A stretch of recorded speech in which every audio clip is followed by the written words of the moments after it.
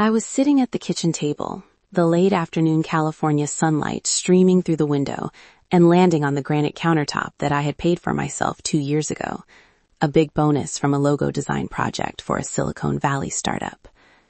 This suburban house in Irvine was always peaceful on Friday afternoons, birds chirping in the backyard, the smell of freshly cut grass, and the TV playing some reality show from the living room. I, Sienna Harlow, 26 years old, freelance graphic designer, was still living with my parents and younger sister, even though I should have moved out long ago. The reason?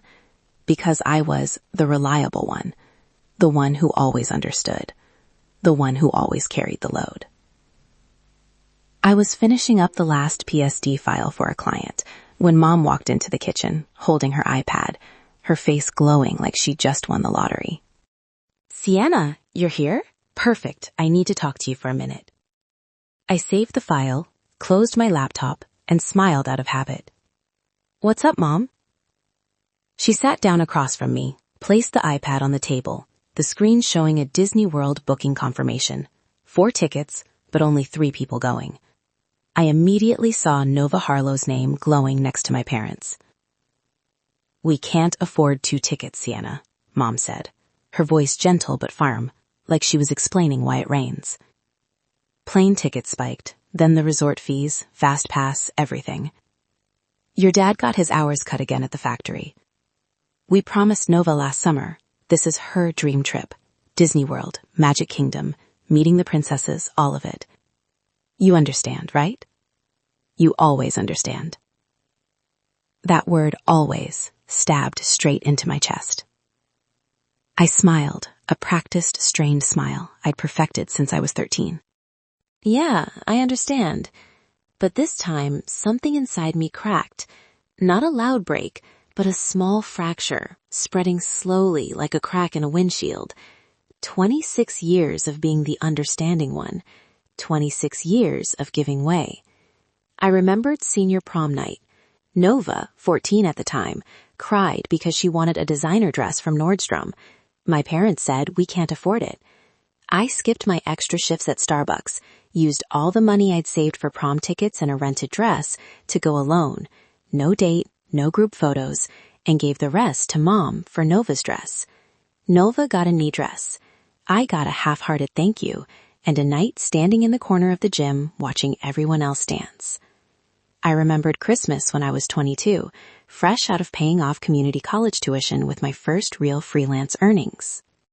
I bought a 55-inch TV for the living room because the old one died. My parents cheered, hugged me, said, "Our oldest daughter is amazing." The next year, Nova got the latest iPhone. I got a sweater from Target. Wrong size. Clearly a last-minute clearance rack grab. I remembered the nights I stayed up until 3 a.m. hitting deadlines to cover utilities, while Nova slept soundly in her K-pop poster-covered room, AirPods I'd bought her for her birthday in her years. And now, Disney World. I looked at Mom, still talking about Nova stressed from midterms and you're grown up, busy with work. You probably don't like waiting in lines for Mickey anyway. I nodded, but in my head, I was already calculating. I wasn't going to swallow it anymore. That night, after everyone went to bed, I opened my laptop and went to the receipts and invoices folder I'd kept since I was 18, the habit of the eldest daughter in a middle-class American family, always worried about money. I pulled out every receipt, the Samsung TV from Best Buy, the leather sofa from Ashley Furniture, paid in 12-month installments on my credit card, the granite countertop from Home Depot, the Keurig coffee maker, the Le Creuset cookware set I bought when Mom complained, "Cooking's no fun with old pots." All in my name, paid from my account. I opened TikTok, created a new story. Not public, just a draft. I slowly panned around the living room. The gray sofa corner I loved, the wall-mounted TV, the IKEA bookshelf I assembled myself. Starting my declutter challenge early this year. Who else is getting ready for a fresh start? Hashtags minimalism, adulting, declutter 2025. I smiled at the camera, but my eyes didn't smile. No one knew it was a goodbye. I texted Jade, my neighbor who works as a barista at the corner Starbucks, the only person who knew how exhausted I was with my family. Need advice. Can we talk? Jade called immediately. I told her the short version. She was silent for 5 seconds. Then, "Girl, do it. You deserve your own space. There's a studio in Venice Beach for rent. I'll send the link." I opened Zillow, found a small studio in Venice, 5 minutes walk from the beach, enough room for a desk, a sofa, and a plant corner. Rent was higher than my current contribution at home, but I had saved a decent chunk from big projects this year. I messaged the landlord that same night. The next morning, I called U-Haul and booked a truck for 3 days later, the exact day the family flew to Florida. I told the agent, "Just large furniture. I'll pack myself." He didn't ask anything else. I looked around my room, the one I'd repainted white last year, hung prints of my own designs. I whispered, "I'm taking you with me." For the first time in my life, I wasn't planning how to survive in this house anymore. I was planning how to leave and take everything I'd earned with sweat, deadlines, and sleepless nights. They thought they were leaving me behind. They didn't know that when they returned from their fairy tale world, their ever-silent oldest daughter would be gone, and the house they called home would be empty in the most literal sense. A week before everything finally exploded, I could already feel it coming. That familiar sinking feeling in the pit of my stomach that I called the sinking feeling. It was like knowing a rare California rainstorm was about to hit, even though the sky was still blazing sunny. I was standing in the kitchen, leaning against the cold granite counter I'd bought for my first big freelance project, a logo for a food delivery app in LA, the bonus enough for me to proudly bring home and say, "I want the kitchen nicer so Mom enjoys cooking." Mom cheered and hugged me. Dad patted my shoulder. Nova jumped up and down because the new kitchen is so pretty, perfect for stories. Now that counter was just where I set my laptop to color correct for an upcoming deadline. From the living room came the sound of the family laughing. Mom was showing off the iPad, voice excited like a kid's. "Look at this! Disney just confirmed! Ocean? Wait, no, this is Magic Kingdom view from the resort. Fast pass for all the hot rides, meeting Elsa and Anna too. Nova's gonna lose her mind. Oh my God, Mom, I have to get a sunset pic in front of Cinderella's castle. Hashtag Disney dream come true." Dad chuckled, voice a little tired from a late shift. "I even booked dinner with Mickey. We're gonna have the best week ever." I stood in the kitchen doorway, holding a cup of cold coffee, watching them. Mom zooming in on resort photos, Dad nodding like he cared about the details, though I knew he just needed cold beer and the sofa. Nova cross-legged on the armchair, scrolling for Disney-bound outfits, grinning ear to ear. That was when I hadn't yet heard the "we can't afford 2 tickets," just the familiar sinking feeling, the kind I'd had since I was little. When I was 15, my parents almost divorced. Dad got heavy into beer after the first factory layoffs. Mom cried constantly. I was the older one, so I stayed quiet, got good grades, worked at In-N-Out to help with utilities. Nova was only 9, shielded from everything. No overdue bills, no drunk dad coming home late. Later they reconciled, promised to start over. And the way they started over was overcompensating for Nova for everything they felt they deprived her of during those chaotic childhood years. And me? I'd already grown up in that chaos, so they figured I didn't need compensation. I paid my own community college tuition, bought my first laptop with part-time money, taught myself Photoshop on YouTube. I moved back home after graduation because family needs you. Really, they needed my financial contribution. I paid half the mortgage, bought a new TV when the old one died, replaced the washer when it broke in the middle of the night. Every time Mom said, "We can't afford to replace this," I quietly ordered it online, had it delivered, and acted like, "Oh, it was on sale. I just bought it." And they got used to it. I stepped into the living room, forcing a smile. "Sounds fun. What are you guys packing?" Mom turned as if just remembering I existed. "Oh, Sienna, we're just finalizing the trip. It's important, after everything. Nova needs this break." I raised an eyebrow. A break from what? Scrolling TikTok all day and complaining about freshman college homework? I thought it, but only said, "Sounds great." Dad gave me the warning look, the "don't ruin the mood" glare I knew too well from childhood. One word was enough. Sienna. I swallowed it back. A few days later, the truth dropped like a thud on the dinner table, on the Walmart plates I'd bought last year, because the old ones are chipped, Mom. Mom set her fork down, sighed dramatically. About the Disney trip, there's something we need to explain. I already knew. Goosebumps rose on my skin. We were planning to take both of you, Mom said, but ticket prices skyrocketed because of inflation, resort fees, Fast Pass Plus, character dining. It all went way over budget. Your dad got another hour cut, 15% this time. We had to choose. Silence fell over the table, only the ceiling fan whirring. I looked straight at Mom, and you chose her. Again. Mom blinked, caught off guard by my directness. Sienna, don't say it like that. We promised Nova ages ago. She's been dreaming of this. And you're grown, busy with work. You don't really like crowds, right? Dad jumped in. Don't make drama, Sienna. It's just a trip. I let out a dry laugh. Just a trip. As if it wasn't the same pattern repeated for 26 years. I thought of Nova's birthday party at Dave & Buster's with all her friends, while mine was a Costco cake and you're too old for parties now. I thought of the nights I stayed up for deadlines to pay the electric bill while Nova spent her allowance, money I gave her, on concert tickets. I thought bitterly, yeah, Nova needs a break from scrolling TikTok all day. But this time, the anger didn't fade like usual. It built, sharper, and started turning into a plan. That evening, the family sat around the dinner table with the simple white porcelain plates I'd bought at Walmart last year, Black Friday sale. I'd lined up at 5 a.m. To save $50. Mom had gushed, "They're so pretty. The house looks classier now," then quickly forgot who paid. Now those plates held the usual weekend barbecue ribs, mashed potatoes, and Caesar salad from a Costco bag.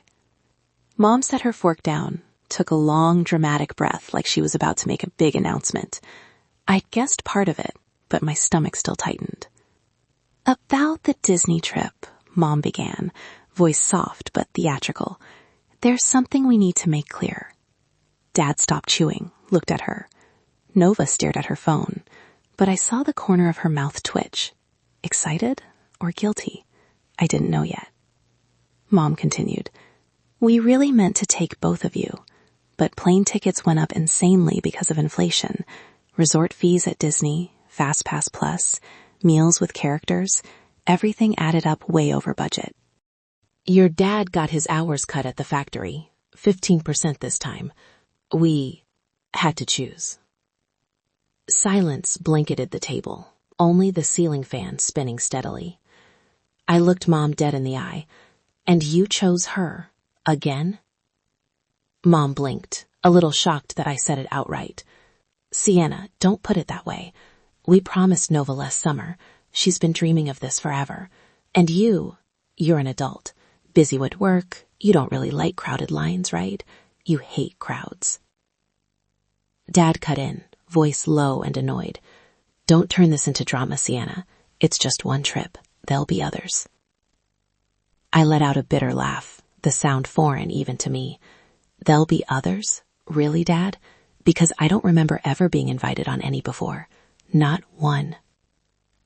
Nova looked up, face slightly red. Sienna, don't make everyone upset. I know things are tight. We can't always do everything together. I turned to my sister. Can't always do everything together? Or never when it's something fun and it's only for you? Mom frowned. Sienna, that's not fair. We appreciate you so much. Appreciate? I repeated, voice lowering but sharper. How do you appreciate me? By asking how much can you contribute this week the second my freelance bonus hits? By throwing Nova big birthday parties with friends while mine was a Costco cake and you're too old for parties? I paused, looking around the table. Christmas, when I was 23, Nova got the newest iPhone.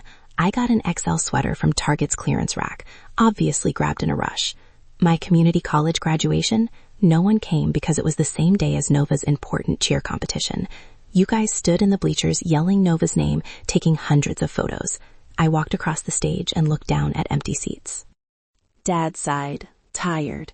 Life's not fair, kid. Grow up. Nova's younger. She needs these experiences more. I looked at Dad, hot tears stinging, but I refused to let them fall. I grew up at 18, Dad, when you lost your job the first time, and I skipped a summer semester to work at In-N-Out to cover the mortgage. When Mom cried over overdue bills, and I quietly transferred money from my savings. I grew up a long time ago, while you spoiled Nova like she was the only one affected by those hard years. Nova looked down lower, gripping her phone tight. I saw her glance at Mom for rescue, but this time no one jumped in immediately. I continued, voice calmer but still shaking. Every time something broke, TV, washer, oven, who quietly ordered a new one? Me. Every time bills went up, electric, water, internet, who silently transferred money? Me. But when it comes to fun, to experiences, to Disney World with Mickey and Cinderella, sorry, Sienna, maybe next time. Silence enveloped us. No quick answers this time. Dad finally sighed. You're overreacting. You're an adult. Life isn't always fair. Nova's younger. She still needs these things. I looked at Dad, then Mom, then Nova. I was young once too, you know. I needed you when Dad came home drunk and Mom cried in the kitchen. I needed you when I stayed up studying for scholarships while Nova slept soundly. I needed you, but I learned not to, because if I didn't take care of myself, no one would. Nova looked up, eyes red. She opened her mouth like she wanted to say something, then didn't. I saw a flash of guilt on her face, the first in years. But then she looked at Mom, at the plane tickets on the iPad, and stayed silent. She didn't say, I won't go if Sienna doesn't. She didn't give up her ticket. Just looked down. I pushed my chair back and stood. Enjoy the trip. I went upstairs, closed my door gently. No slamming, no crying. I lay on my bed, stared at the ceiling, listened to them whispering downstairs. This time, the anger didn't cool like usual. It smoldered, then flared into a clear decision. This time, I was going to make them see. See exactly what they'd lost by taking my sacrifices for granted. See how empty this house really was without me filling it. The morning they left for the airport, the Irvine suburban house was filled with festive energy I'd never truly been part of. Suitcases dragging across hardwood floors, laughter echoing, Nova's sweet perfume wafting everywhere. Mom wore a vintage Mickey tee, Dad a brand new Disney cap, and Nova was full Disney bound. Elsa blue dress, sparkling mini ears, Crocs covered in princess charms. Nova stood in the middle of the living room, posing in front of the big mirror, the one I bought at IKEA last year to make the living room brighter. She held up her phone, Mickey ears filter popping up automatically. Mom, take some for me. What caption? #DisneyBound or #Off to Neverland? Mom beamed. Both, honey. Let me get a whole series for your stories. Dad dragged suitcases to the door, turned back to pat my shoulder. Sienna, remember to water the plants, and if any packages come, put them in the garage. We're only gone a week. I stood in the kitchen doorway, cradling an untouched coffee mug, smiling the perfect, responsible big sister smile. Sure, have fun, guys. Send me pics from the castle, okay? Nova turned and gave me a quick hug, shallow, sweet perfume overwhelming. Keep the house safe, sis. I'll get you something from the gift shop. They laughed, waved, closed the door. The car started, laughter fading down the quiet street of palm trees and properly sorted recycling bins. Then silence. Absolute silence. I set the coffee mug down, untasted. My heart raced, not from fear, but from a cold excitement I'd never known. I went straight upstairs, opened my laptop, logged into my banking app. The home expenses folder was there from years ago. I always screenshotted receipts, bills, confirmation emails. The habit of the eldest daughter in a middle-class American family, always worried about money. I dragged everything to the desktop. Samsung 65-inch TV from Best Buy. 12-month payments on my credit card. Gray leather sofa from Ashley Furniture, paid in full from a 2023 project bonus. Granite kitchen countertop from Home Depot, including installation invoice. Keurig coffee maker, Le Creuset cookware set, living room area rug from Wayfair. IKEA bookshelf and standing desk, the things I needed for freelancing. All in my name, paid from my accounts. I opened Zillow again, double-checked the Venice Beach studio listing Jade sent last night, 750 square feet, Cebu floor, big windows overlooking an artsy street, 5-minute walk to the beach. Rent was steep by LA standards, but my emergency fund, money not meant for in case family needs it, was solid. The landlord messaged this morning. Background check clear. You can sign the lease online today if you want. I signed immediately. Transferred deposit and first month's rent. Next, U-Haul. I called the hotline, voice strangely calm. I need a 15-foot truck for this Wednesday. Pick up in Irvine, drop off in Venice Beach. One way. The agent asked, "What are you moving?" "Mostly large furniture. Sofa, TV, kitchen counter. I'll pack myself." "Anyone helping or just you?" I smiled at my reflection in the mirror. Just me. They're away. I booked professional movers for that day. 2 guys, 3 hours. Only the large items with clear receipts. I wasn't taking everything. Not the porcelain plates, not the old pots, not the cheap lamp Mom loved from Target. I left the essentials. Dad's old chair from his single days, the chipped side table Nova insisted on keeping, the clearance mirror they bought when I first moved back. I wanted them to see the difference, to see what I'd brought with my freelance sweat and what they'd chosen in their frugal years. I walked through the house one last time, snapping quick photos on my phone. Not to post, just to record. The sofa corner where I worked late nights, the TV the whole family watched Netflix on weekend evenings, the kitchen where I cooked for everyone, even when exhausted from deadlines. I whispered to each item, "You're coming with me." Jade texted, "You sure? No turning back?" I replied, "Surer than ever." I imagine them at LAX right now. Nova posing in front of the departure board, caption, "On our way to the happiest place on earth." Mom posting happy family stories, Dad relaxing for the first real vacation in years. They didn't know that as their plane took off, I'd already started moving. They thought they were leaving me to house sit. They didn't know that when they landed in Orlando, hugged Mickey, ate churros by Cinderella's castle, I'd be removing everything that actually kept this house standing. Not everything. Not enough for them to call the police or sue. I checked California law on personal property and shared homes carefully. Just the big, undeniably mine items. Enough for the house to feel literally empty. Enough for them to understand. I sat on the sofa one last time, ran my hand over the soft gray leather. I whispered, "Thanks for being there on those deadline nights. Now we're going home." Venice Beach was waiting, with ocean breeze, wave sounds, and space that was only mine, for the first time in my life. Moving day came faster than I expected. The white and orange U-Haul truck parked at the curb in front of the house at 8 a.m. Wednesday, under bright California sun and the usual Irvine bird chorus, the 2 movers, Carlos, a Mexican-American guy, and Jake, a tall white guy, hopped out, gloved up, wheeled in their dollies. I'd sent them the list ahead. Only the sofa, 65-inch TV, granite countertop, IKEA bookshelf, standing desk, Keurig, and a few boxes of personal items. I opened the door, welcomed them in. "Thanks for being on time. Everything's ground floor and first floor." Carlos looked around the living room, gave a low whistle. "Nice house. Moving far?" "Venice Beach," I said, smiling. "About an hour and a half." They got to work efficiently. I stood in the living room, directing each piece. The sofa, careful with the wooden legs, they scratch easy. That wall-mounted TV, remove the bracket carefully. Kitchen granite counter, heavy, you'll both need to lift. Every time they asked, "This too?" I checked the receipt on my phone, nodded, or shook my head. No, not Dad's ratty old armchair, the brown leather one he brought from his bachelor apartment in the 90s, where he still watched football every Sunday. No, not the chipped side table in the corner, the one Nova bought at a garage sale in 10th grade and insisted on keeping because it's vintage. No, not the cheap globe lamp Mom grabbed at Target Black Friday because it's cute. No, not the porcelain dishes or old cookware. I deliberately left them.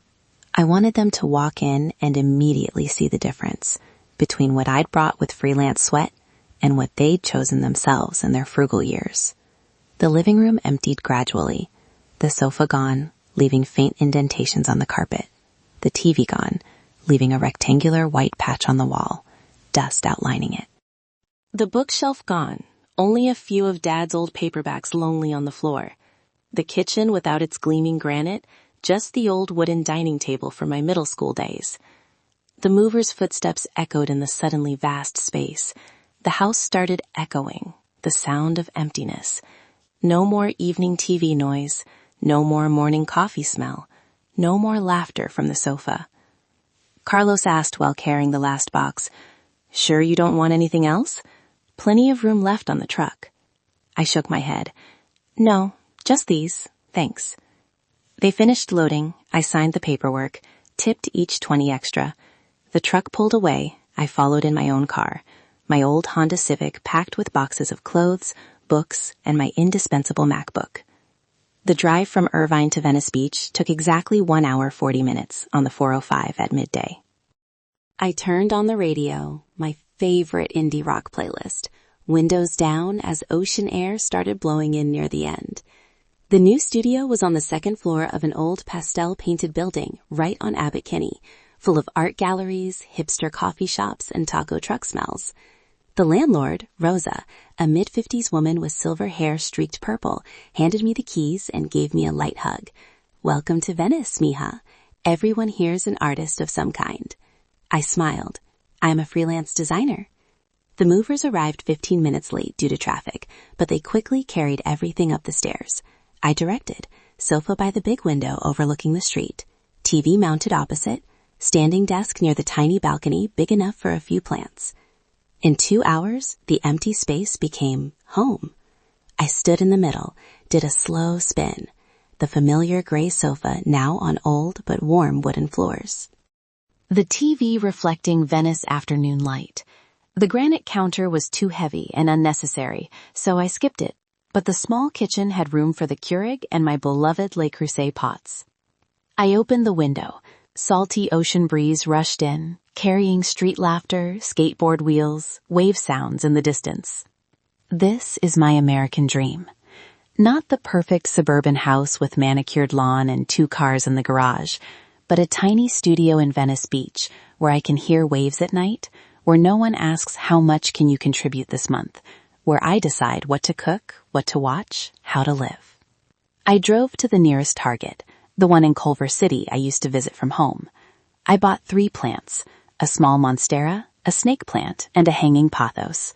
I bought ocean-scented candles, a small blue rug, and ingredients for tonight's burgers.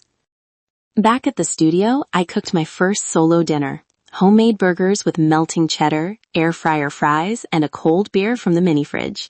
I ate on the sofa, feet propped on an unopened box, watching sunset Venice glow red through the window. No family schedule, no Nova calling, "Sis, is dinner ready?" No mom asking, "How are the bills this month?" Just me, a perfect burger, and distant waves. I texted Jade. "Moved in. New place is insane." She replied instantly, "Pics or it didn't happen." I snapped one. Sofa, TV, new plants, beer on the table. Mental caption, "Fresh start." I didn't post it, just sent it to Jade. I knew when they got back, the old house would echo in the truest sense. Empty, cold, full of questions. And I here finally felt full. Sunday evening, their flight from Orlando landed at LAX at 7 p.m. I knew the exact schedule because Mom had sent a on our way home photo with airplane and heart emojis from MCO airport that morning. I was on my sofa in the new studio, feet on a still unpacked box, watching Netflix on the very 65-inch TV now mounted on a Venice Beach wall instead of Irvine. My phone started blowing up around 8 p.m., the time they'd be driving home on the 405. First from Jade. "Girl, you have to see this." Followed by a series of Snapchat photos. I opened them. First photo, view from Jade's window, 2 houses down from mine. The family SUV parked crooked at the curb, trunk open, suitcases still on the ground.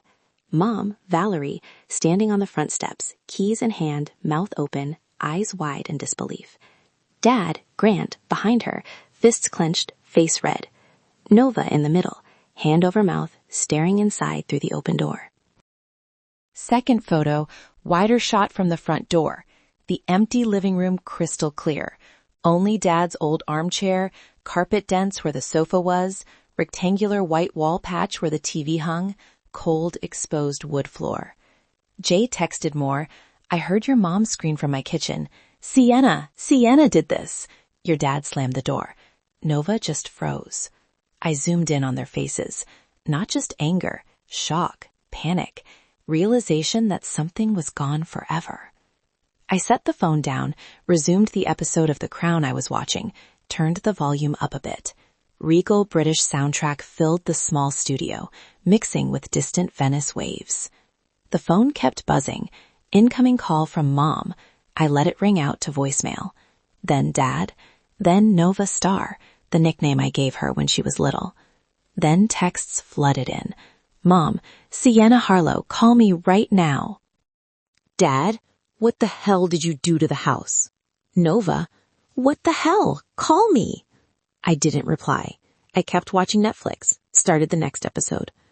First voicemail from Mom, timestamp 8:17 p.m. Valerie's voice shaky, mixed with crying. "Sienna, where are you? The house is empty. The sofa's gone, the TV's gone. You took everything, didn't you? God, we came home and I thought we'd been robbed, but no break-in signs. Did you do this because of the trip? Please call me. We need to talk. I'm sorry if we hurt you, but this is too much." Second voicemail from Dad, voice hoarse, furious. "Sienna, come home right now. This isn't funny. You took family property. We'll talk to a lawyer if we have to. You think this is mature? Call me now." Third voicemail from Nova, voice high, mixed with sobs. "What the hell, Sienna? The house is completely empty. You took the sofa I sit on for TikTok every day. You took the TV. You did this because of Disney? I thought you were the understanding one. Call me." I listened to all of them, didn't delete, but didn't call back. I got up, opened the mini fridge, grabbed an IPA from the craft beer shop down the street yesterday. I cracked it open, took a long sip, cold, perfectly bitter aftertaste. I sat back on the sofa, in my home, and kept watching. On screen, Queen Elizabeth faced a family crisis. I smiled faintly. Royal drama had nothing on Harlow family drama. Jade texted more. "They're out in the yard arguing. Your mom's crying. Dad's pacing like he wants to punch something. Nova's sitting on the steps scrolling old house pics probably." I replied to Jade, "Thanks for the live update. Send more pics if you get them." I didn't feel guilty. I didn't feel regret. I felt relief. A strange relief, like finally removing a heavy backpack I'd worn for 10 years without realizing how much it weighed. I looked around the studio, new monstera thriving by the window, fairy lights I hung yesterday twinkling on the wall, lingering burger smell from last night, Venice night waves rolling in. This was home. And the old Irvine house was now truly echoing, not just for missing furniture, but for missing me. I knew they'd keep calling, keep texting, maybe even drive here if they found my new address. But tonight, I chilled. I started the next episode, finished the beer, and left my phone on silent. They'd had their best week ever at Disney World. Now, it was my turn to have my own week. Monday afternoon around 3 loud knocks thundered on the door. 3 sharp, decisive knocks, so familiar I knew who it was before looking through the peephole. I was on the sofa, laptop on my lap, editing a mock-up for a new client, a health app startup in Santa Monica. I saved the file, closed the laptop, took a deep breath, and opened the door. All 3 stood in the narrow Venice Beach hallway. Mom red-faced, eyes puffy. Dad fists clenched white. Nova behind them, clutching her new Disney bag, eyes on the floor. No one waited for an invitation. Mom pushed past me first, walked straight in. "There it is," she pointed at the wall-mounted TV. "I knew it. You took everything, Sienna. How could you do this?"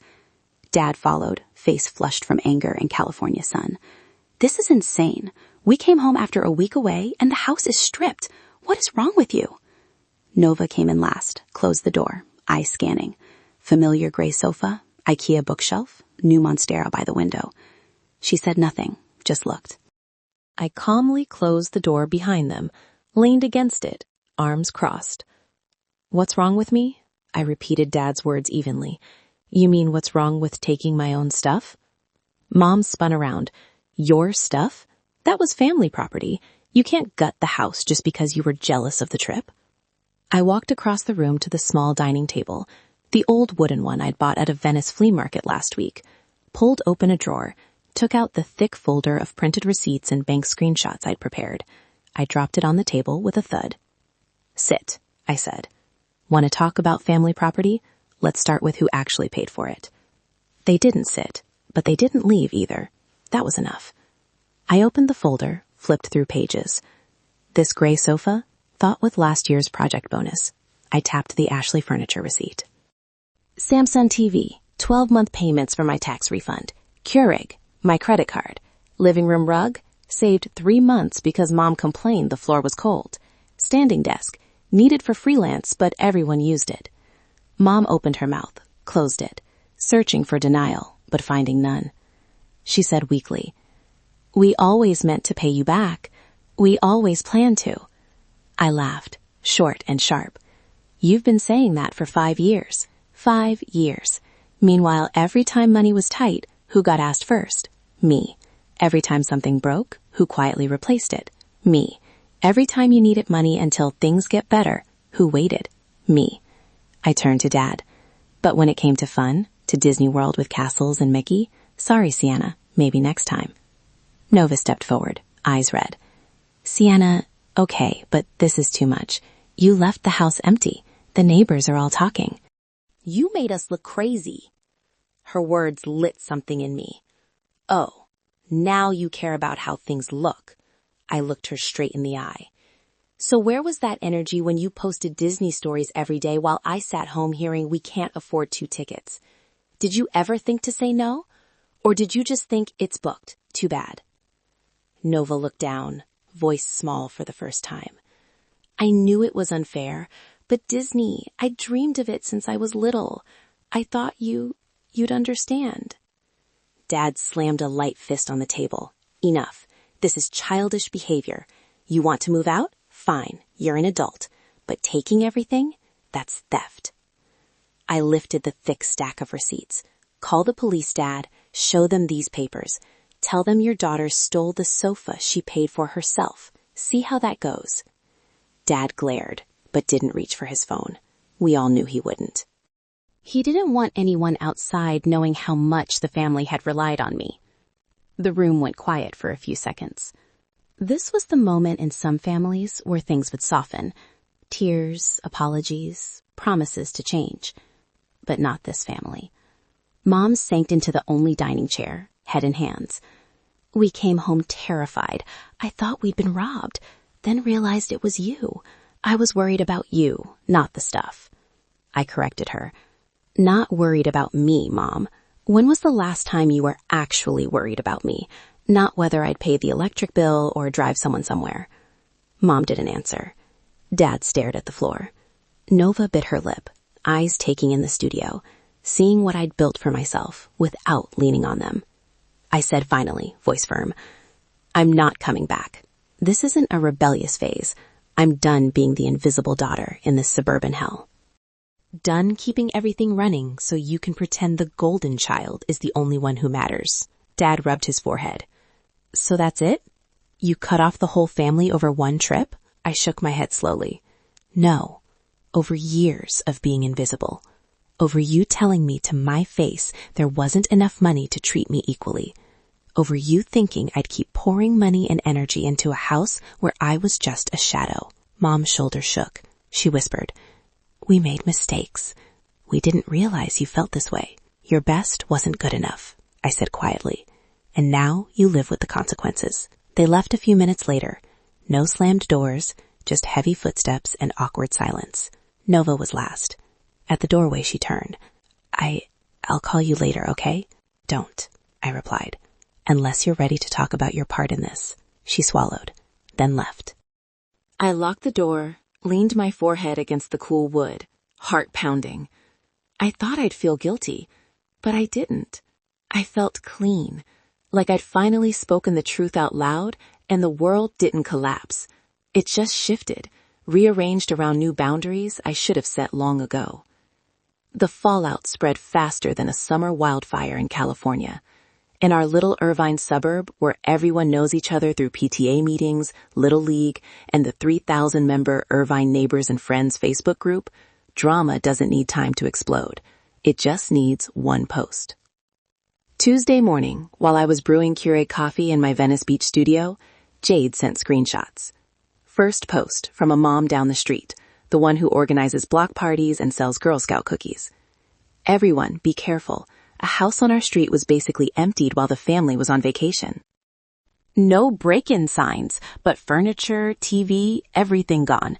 Police involved? Anyone heard anything? Over 100 comments in hours. Some panicked. OMG, burglary ring back? Check your ring cams. Then rumors started.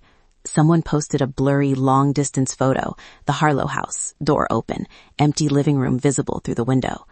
That's the Harlows on Oak Ridge. They just got back from vacation. And then, like dominoes, the truth came out. An old high school acquaintance commented, "Heard it's the older daughter. She moved out and took everything she paid for." Boom. The group exploded. One side called me the villain. That's theft, plain and simple. How selfish can you be? Family vacation and she does this? Poor younger sister. She deserves nice things too. The other side, people who actually knew me, knew I worked since 16, knew I paid bills when Dad was laid off, started defending. Honestly, good for her. Sienna's been carrying that house for years. Pursuing her own path finally, about time. I heard she paid for most of the furniture herself. If that's true, it's not theft, it's reclaiming. Jade commented publicly, "Y'all don't know the half of it. Sienna's one of the hardest working people I know. Sometimes you gotta choose yourself." The post spread so fast, the admins pinned a notice. "Please be kind, this is a private family matter." I didn't join in. I just read, drank my coffee, and felt a cold amusement. They didn't just lose furniture. They lost the perfect image. The typical middle-class Harlow family. Cute suburban house, 2 cars in the garage, responsible oldest daughter, sparkling youngest. Now the whole neighborhood was asking, why did the oldest daughter quietly move out and take everything she bought? Why was the perfect house empty when they returned from the happiest place on earth? Inside the Harlow house, things were crumbling differently. Jade gave daily updates, perks of living 2 doors down. "Last night I heard your parents arguing in the backyard till late. Dad yelling, 'We need to replace everything. How much is a new TV now?' Mom yelling back, 'With what money? You always ran to Sienna when we were short.' For the first time, they weren't blaming me to others. They were blaming each other. Dad complained loudly to neighbors while taking out trash. We didn't realize how much she'd bought. Thought it was just family stuff. Mom cried to the neighbor next door, "If you hadn't always asked Sienna for money, we wouldn't be in this mess now." They had to face the financial reality I'd shielded them from for years. How expensive a new TV was, how much a good sofa cost, how it all added up to a huge chunk. And Nova, the drama hit her differently in the digital world she lived in. She came home from Disney with hundreds of photos, sunset castle poses, hugging Mickey's face, eating churros with Minnie Ears filter. Captions full of hashtags.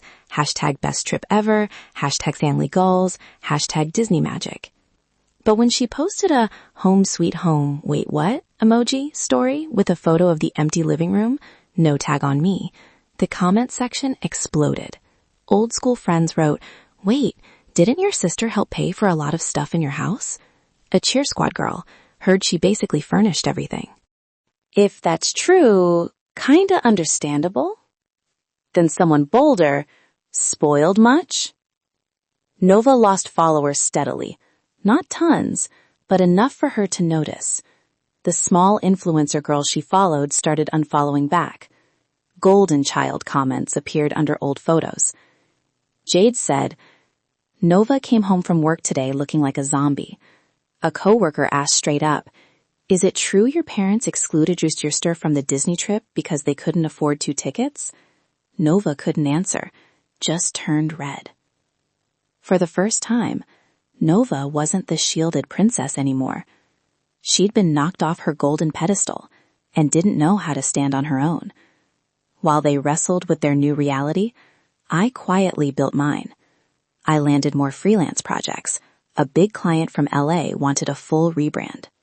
I walked Venice Beach every morning, listened to waves, smelled salt air, photographed sunsets for private stories. Jade came over one evening with tacos from her favorite truck. We sat on the sofa, ate, laughed about the drama. The neighborhood group is split in half, she said. One side calls you villain, the other calls you queen. I laughed. Let them talk. I don't care anymore. And I really didn't. I didn't love being the center of gossip, but I couldn't deny the feeling that everyone finally saw behind the perfect curtain was a kind of quiet revenge. They didn't just lose furniture. They lost the image. Lost the comfort of thinking I'd always be the reliable background. Lost the ability to pretend everything was fine because I always filled the gaps. And I, in this tiny Venice Beach studio, finally felt full, not echoing. Just waves, my own laughter, and a future I was drawing myself. In the weeks after the drama exploded, I quietly rebuilt my life in Venice Beach, brick by brick. Freelance work suddenly boomed. Maybe from the new energy, or because I no longer had family bills to worry about, I focused like never before. A wellness app startup in Santa Monica contacted me through Behance. They loved my portfolio and wanted a full rebrand. Biggest project yet. Logo, UI UX, brand guidelines, even motion graphics for ads. They paid 50% upfront, enough for me to breathe easy and buy a second monitor for my desk. I accepted immediately. The late nights that used to exhaust me in the old house now felt joyful because the money earned was entirely mine. I started buying new things, not to fill voids, but to make my own mark. A weekend Target run, pale ocean blue curtains, macrame plant hanger I made myself, organic cotton bedding from the Threshold line I'd always wanted but never bought because the house needs the money more. I bought a second armchair at the Abbott Kinney flea market, vintage caramel leather, cheap but beautiful, for guests when Jade visited. Every morning I woke early, walked along Venice Beach, salty wind tossing my hair, steady waves, skateboarders gliding by, street artists painting graffiti on walls. I stopped at a small cafe on Oceanfront Walk, ordered cold brew with oat milk, sat watching sunrise. No one asking what's for dinner tonight or how are the bills this month. Just me, the ocean, and a strange sense of freedom. I named these days in my head, this is my Independence Day. Every day another Independence Day. But not everything was perfect. Some nights when Venice was unusually quiet, no freeway noise, no Nova laughing in the next room, the silence felt too big. I lay on the sofa, stared at the ceiling, and doubts crept in. Did I go too far? Was taking the furniture too petty? They're the only family I have. What if they change and I miss the chance? I remembered the smell of old Sunday barbecue ribs, Dad's hearty laugh during football, Nova tiny running into my room crying from nightmares, and sleeping in my bed. I opened my phone, scrolled old photos. Last Christmas around the tree, me in the corner, fake smile because I'd just paid for the tree. I cried once, just once, in the bathroom so the shower drowned it out. But the next morning I walked the beach again and reaffirmed, no, this wasn't too far. This was exactly as far as I needed to go. For balance, I joined online support groups, subreddit r/raised by narcissists, and a private Discord for scapegoat children. In America, therapy and support groups are normal, even encouraged. I made a new account, no real name, just lurked for weeks. Then one night I sent my first message in the #vent channel. I'm 26, just moved out after my parents chose my younger sister for Disney World over both of us. I took back everything I paid for. Now I feel relief, but also guilt. Anyone been through similar? Replies flooded in. Welcome to the club, sis. You're not alone. Guilt is normal. It's the fleas from years of gaslighting. I did the same with my parents, took my TV in bed. Best decision ever. Someone sent a meme, a black sheep standing among white sheep. Caption, the scapegoat finally said nope. I laughed, the first real laugh about this. I started sharing more about years of paying bills, the Disney trip, taking the furniture. People called me Boundaries Queen, sent crown stickers. Some suggested individual therapy. I booked online sessions with an LA therapist specializing in family dynamics. Gradually, the doubt nights grew fewer. I realized the guilt wasn't because I was wrong, but because I'd been taught my needs mattered less than the family's. Now I was unlearning that. My new life kept blooming. I bought more plants, pothos trailing across walls, a bigger monstera in the corner. I cooked whatever I wanted. Taco Tuesdays from scratch, clams vongole with fresh clams from Venice Farmers Market Fridays. I opened a new savings account named Future Sienna. Money no longer secretly for in case family needs it. One afternoon, my old project manager messaged, "We love your work." Want to make this ongoing? Higher rate? I said yes. Steady income, enough to think about a bigger studio or even a small condo in a few years. Jade visited often, bringing Irvine drama updates, but mostly to chill. We sat on the tiny balcony, cheap wine, watching sunset. "You're really glowing up," she said. I smiled. "Yeah, feels like it." And it really did. I was no longer the invisible oldest daughter, keeping everything running in the suburban house. I was Sienna Harlow, freelance designer, Venice Beach resident, woman defining her own life. Some nights I still thought about them, about the echoing Irvine house, about Nova maybe learning to stand on her own, about my parents maybe learning to face each other without me as a buffer. But I no longer felt responsible for fixing them. I just kept building. This is my Independence Day, and it lasts forever. More than a week after the tense confrontation in the studio, my phone buzzed with Nova, the old nickname from when she was tiny, and followed me around begging for princess stories. I'd ignored most of her calls, let texts pile up like spam. But this time, something made me hesitate. Maybe curiosity. Maybe because Nova was still young enough to change, unlike my parents, hardened by years. I answered. "Hello?" My voice guarded. "Sienna?" Nova's voice tiny. No drama, no acting, just tired. "Sienna, where are you?" I paused a few seconds. "Venice. Why?" Can I meet you?" "Not at the old house. Somewhere neutral." I almost hung up, kept the clean boundary I'd drawn. But then I remembered distant years, when Nova and I were allies against the world, before the favoritism became obvious, before roles hardened like concrete. "Okay," I said. "Beachside Diner on Abbot Kinney, 5 p.m. tomorrow, okay?" Nova exhaled in relief. "Okay, thank you." The next day I arrived 10 minutes early, took a corner booth with window view, ordered iced tea. Nova was already there, curled small in the opposite seat, water half drunk, no heavy makeup, no Instagram outfit. Just my little sister, looking anxious in a way I'd never seen.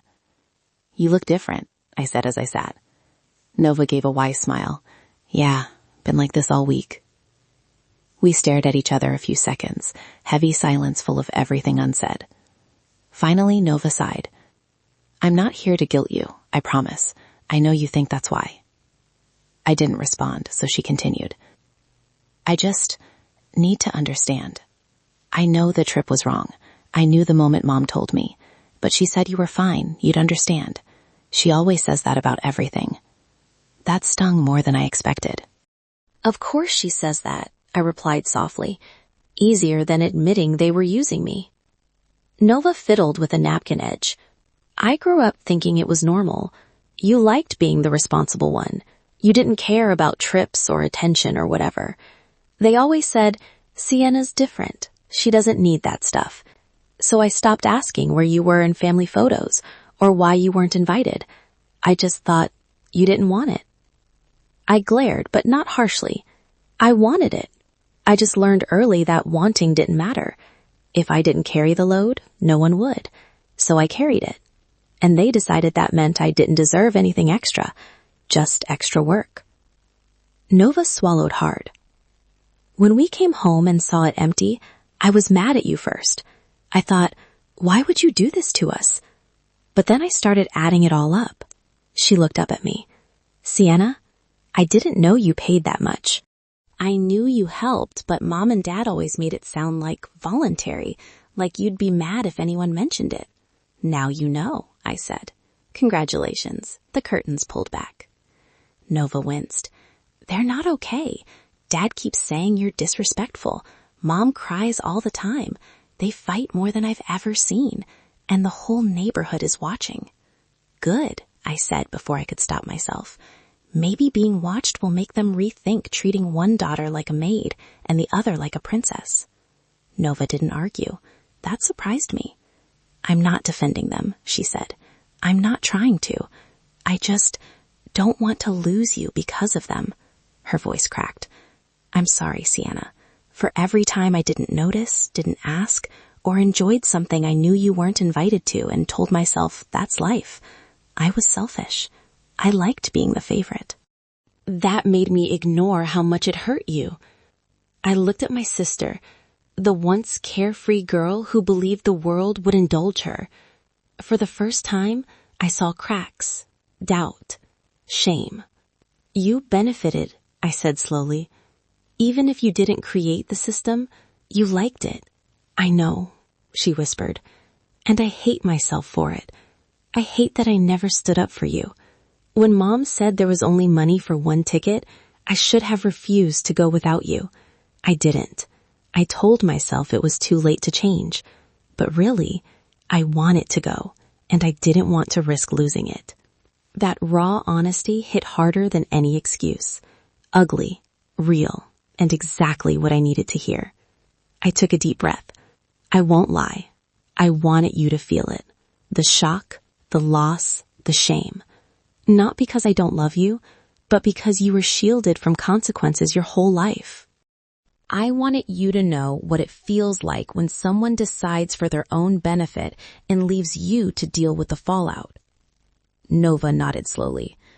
I get it now. Really. And I know sorry doesn't fix anything, but I'm sorry. Sorry they chose me. Sorry I let them. Sorry for not seeing you were drowning while I was floating. We sat in silence a while. Water refilled. The waitress smiled sympathetically without realizing. Outside the window, the ocean sparkled in late afternoon light. I'm not ready to forgive them, I said finally. Maybe never. But you're not them, and you're here. That means something. Tears rolled down Nova's cheeks. So what now?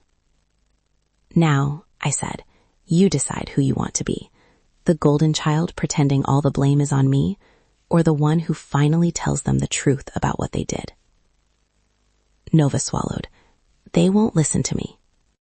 Maybe not, I replied, but I won't consider letting you back into my life if you don't at least try. She looked me straight in the eye, and for the first time in years, I felt we were on the same side. I'll try, she said firmly. I'll stand up for you, even if they hate it. I nodded. We'll see. When we left the diner, we didn't hug, but we didn't walk opposite directions either. We walked together a while, talking small things, weather, work, new movies, awkwardly rebuilding a relationship no longer scripted by our parents' favoritism. From then on, we rebuilt through small texts, funny Disney fail memes, photoshopped ugly princess stickers, gradually real questions. How are you today? I just argued with Mom about the old stuff. Not fast, not easy, but a start. A month passed before I saw my parents again. In that time, my life kept moving forward. The big freelance project finished on time. Clients so happy they refer 2 more startups. I expanded my portfolio, bought a new lens for reference photos, finally unpacked the last boxes.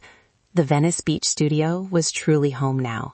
Plants thriving, walls with limited edition prints from local artists, coffee and ocean breeze smell every morning. Nova kept her word. She texted regularly, not begging me to fix everything, just short updates. They're trying to replace stuff, but it's slow. Didn't realize how expensive it was. Then another. Mom told Aunt Lisa you overreacted. I told her that was a lie. I said you carried them for years. She didn't like hearing it. No miracles, no erasing everything, but something. Then the inevitable text from Mom. Can we talk? Just once. Please. No yelling. We'll meet wherever you want. I stared at it a long time. Part of me wanted to delete it. The other part, the part that still remembered better years before favoritism swallowed everything, whispered to at least hear them out. I chose a quiet cafe on the other side of the city, far enough from both my studio and Irvine to be neutral ground. A small spot in Culver City. Old wooden chairs, smell of fresh baked goods, and on-site roasted coffee. When I walked in, they were already at a corner table. They looked older than I remembered. Not dramatically, just genuinely worn. Mom's eyes puffy. Dad's shoulders slumped in a way I'd never seen on the man who always wanted to seem in control. Thank you for coming, Mom said as I sat. I wasn't sure you would. I almost didn't, I answered honestly. No point lying now. Dad cleared his throat. We owe you an apology. The words stiff, like rehearsed in the mirror. We handled things badly. I raised an eyebrow. Which things? The vacation? The years before it? The way you treated me like a walking ATM? Dad flinched. Mom took a shaky breath. All of it, she said quietly. We didn't see you. Not really. We saw what you did for us, not who you were. It was easier to lean on you than admit we were struggling. And when Nova needed something, we gave it to her because it felt good to finally give her what we couldn't give you when you were younger. That stopped me. I hadn't expected Mom to touch that truth. So you spoiled her, I said slowly, because you felt guilty about how hard it was when I was a kid. And instead of making it up to me, you used me to finance your guilt. Mom's eyes filled. When you say it like that, it sounds awful. It is awful, I replied. That's the point. Dad continued, voice softer. We were proud of you. How responsible, how steady. We convinced ourselves that meant you didn't need attention the way Nova did, that you were fine. We didn't realize how much we were taking advantage. I shook my head. You realized. You just didn't care enough to stop. You chose the path of least resistance, and I was that path. Silence stretched. At the next table, someone laughed at a joke I didn't hear. Life went on around us while the family tried to patch something from torn fabric. We're not asking you to move back, Mom said finally. We know that's not happening. We're not even asking you to forgive us right away. We just don't want to lose you completely. We want a chance to do better, to be better, if you'll let us. I looked at their faces. I saw guilt, fear, shame, and something else. Maybe real regret. But regret doesn't equal change. I'd learned that the hard way. Here's what I'm willing to offer, I said. Limited contact. I'll answer calls sometimes. I might visit briefly, eventually. But I'm not your safety net anymore. I'm not your backup plan. If you're in trouble, you figure it out like everyone else. Dad nodded quickly. Of course, we understand. No, I cut in firmly. You say you understand. Show me. You want proof you're changing? Go to family therapy. Both of you. Not one session. Commit to it. Learn why you thought it was okay to treat one daughter this way. Learn how not to do it again. To anyone. Mom blinked. Therapy? That's my boundary, I interrupted.